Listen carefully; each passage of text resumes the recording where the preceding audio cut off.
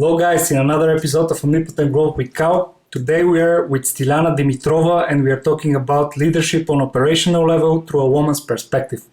We are very happy to welcome Stili. She's our colleague from the EMBA in the American University of Bulgaria. She's the first woman of our show, which is fantastic, and we are so happy and lucky to have you here. The thing that I can say, despite for the fact that she's a ray of sunshine, a very positive person, and we always love to spend time with her, she's also an operational manager in a very large BPO company with a team with 100 plus people. It will be a great perspective and a great view for us to discover this type of leading such a big team. And she also started from the help desk, climbing up to the position that she has now. So, Stili, welcome. We are very happy with you that we are here and that we can have this experience with you. How are you doing today? I'm fine. Thank you. Thank you for the nice introduction, Kal. I'm very happy to be the first woman here in this studio. I'm fine. Thank you for the invitation. Great. So let's start. Stili, it's nice, really nice having you here. Let's start. I have always admired people who stay with one firm for a long period of time and grow throughout the corporate ladder. For me, this shows loyalty to the company, to its values and mission. At the same time, I'm continuously intrigued by the motivation factor and more particularly the intrinsic motivation for staying within one company. Obviously, you have been growing in all these years, but you started as a help desk analyst, which is a very low position, and stayed there for almost 3 years. Tell me, what kept you motivated in this period? In the very first period? Yeah. Well, I think that the motivation changes with the time, and what motivated me in the very beginning was that I was part of a big team, of a big company. I was quite competitive, and you know that the corporate environment provides incentives for being competitive, like being the employee of the month, different recognitions, which are very important. And when you grow professionally and when you grow as a person, this motivation changes a lot. At some point, you find your purpose. At some point, when you are more proactive, you have more suggestions, and you see bigger impact of what you're doing. So this is how my motivation changed with the time and with the different roles I have been holding. But in the very beginning, I'm not completely sure what I was doing. I was just happy with my job and with that I was part of a big team. So it's more of a transformation through the years.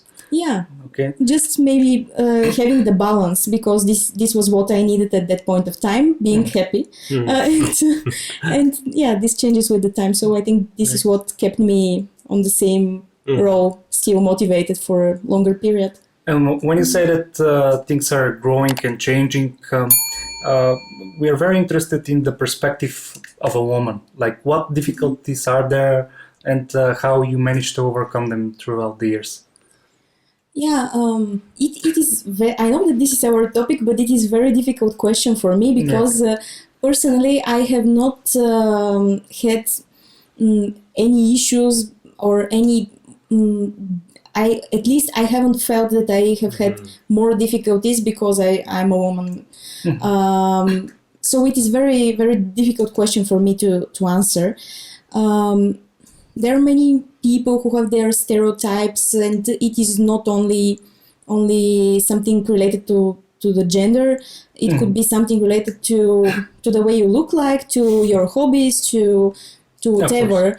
And it's always it's not a good thing when you're when you have your opinion based on your stereotypes, or if you have a perception that the women do that thing and the men do that thing. It's not a good thing. Maybe something interesting that that is part of my job.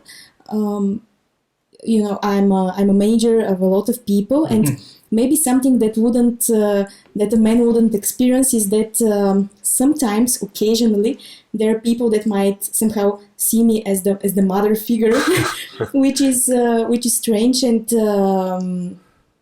of course, this should be addressed in a professional way, but maybe this is something that absolutely wouldn't happen to a man at work. Yeah. So related to a situational leadership, for example, when you have to have a relationship with like a parent and a child in one situation, then in the other you can treat them as well as a grown-up, and this is also based in theory. So I really like that point of view. I was also asking not so much out of extrinsic side, but also intrinsic. But I mean, men are known that they can endure more levels of stress, pure extrinsic stress, because of the testosterone hormone and so on and so forth.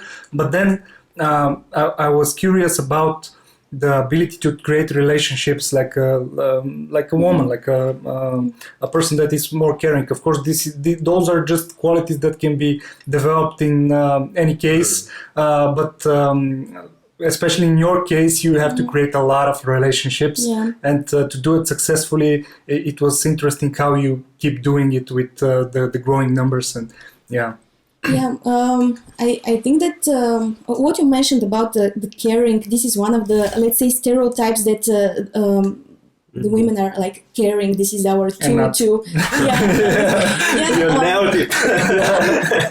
We have both examples. We have both examples of leaders, and it doesn't really matter if you're a man or a woman. It's maybe it's a matter of type of work, of matter of leading style, leadership style.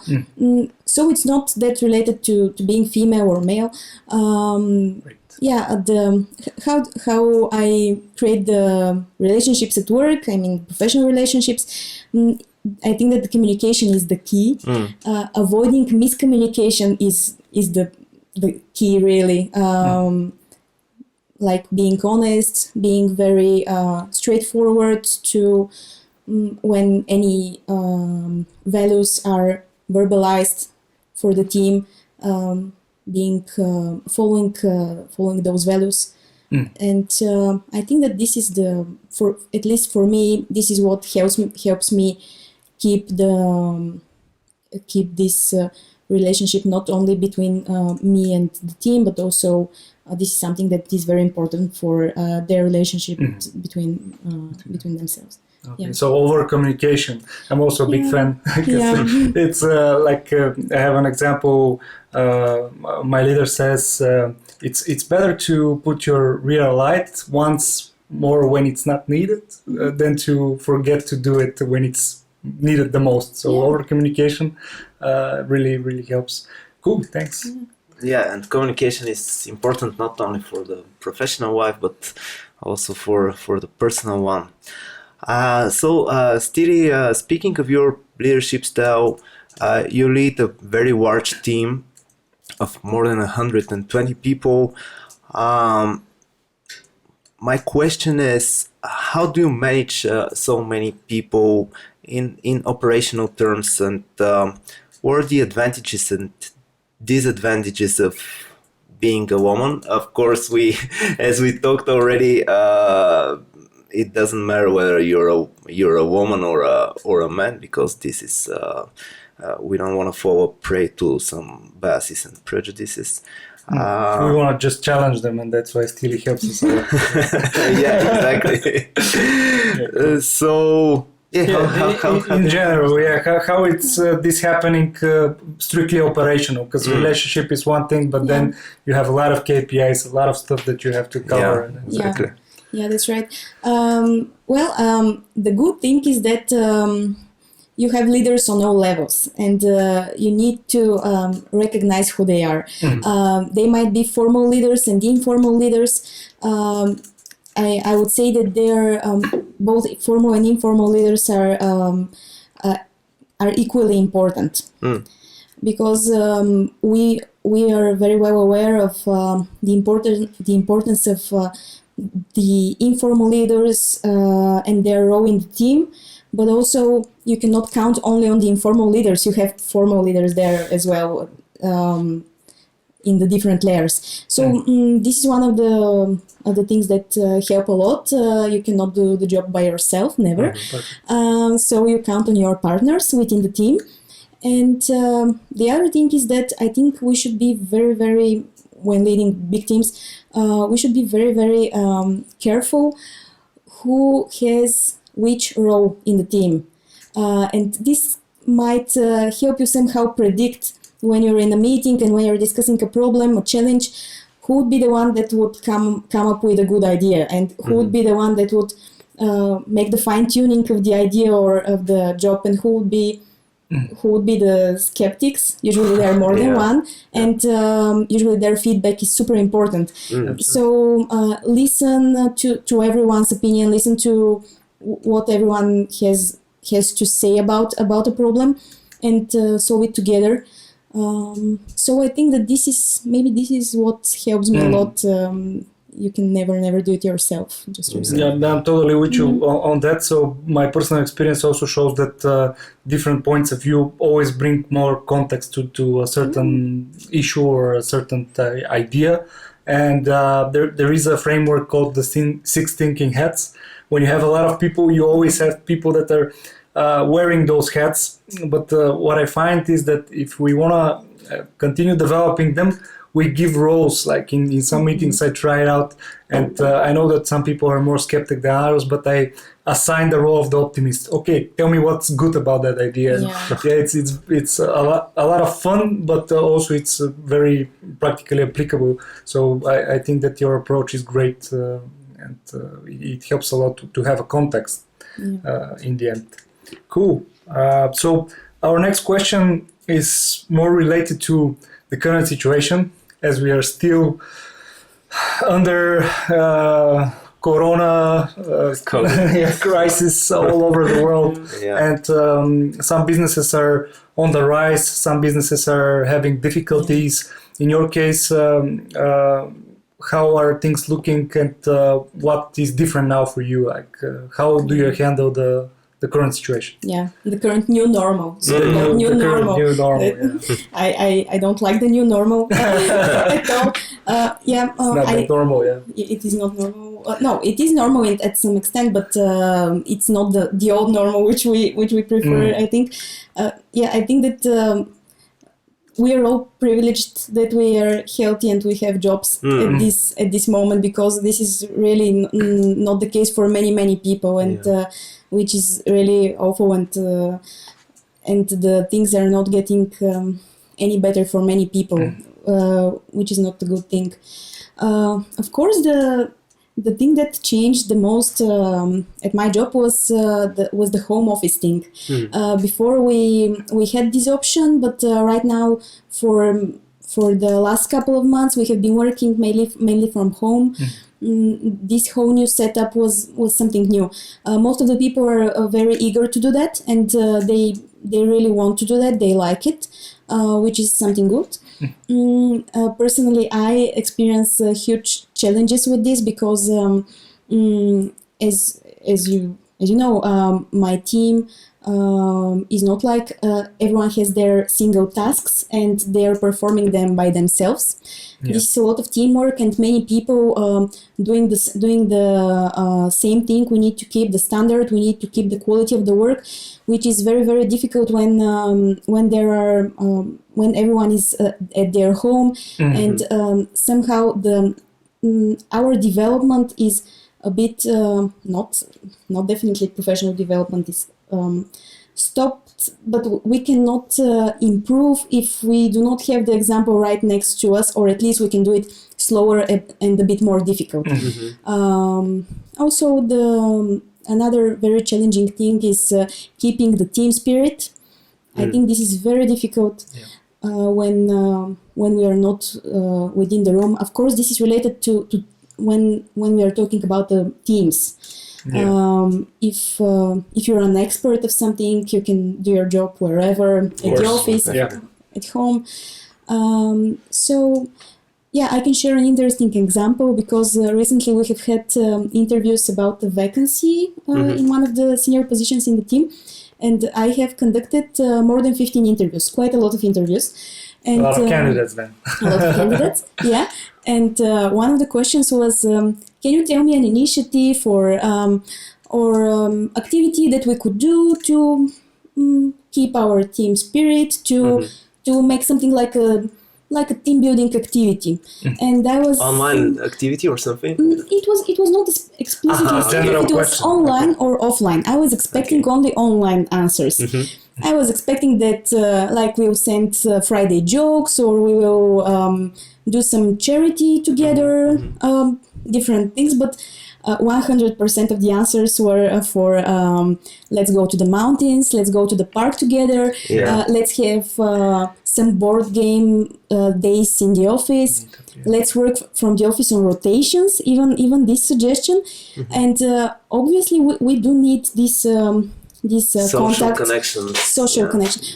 But when we work in team, I completely understand that there are positions which could be completely, which tasks could be completely executed from home or wherever.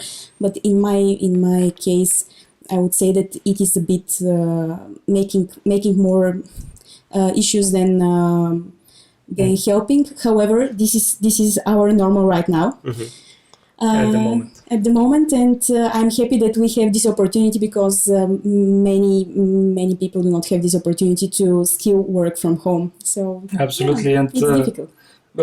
Basically, we have to do a lot more to create the relationships, or to keep them on the same level as they were, or try to make them even better. It's even harder because I have trouble sometimes to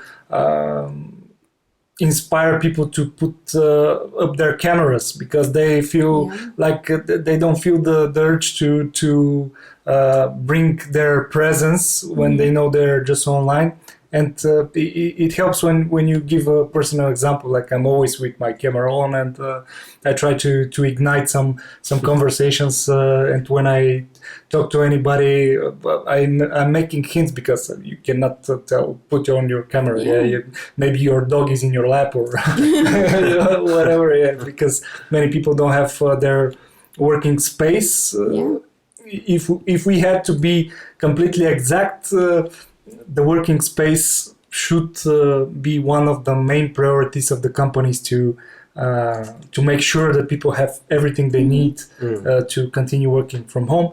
But this is a job for every company to decide how to do it, because it's continuously growing the need.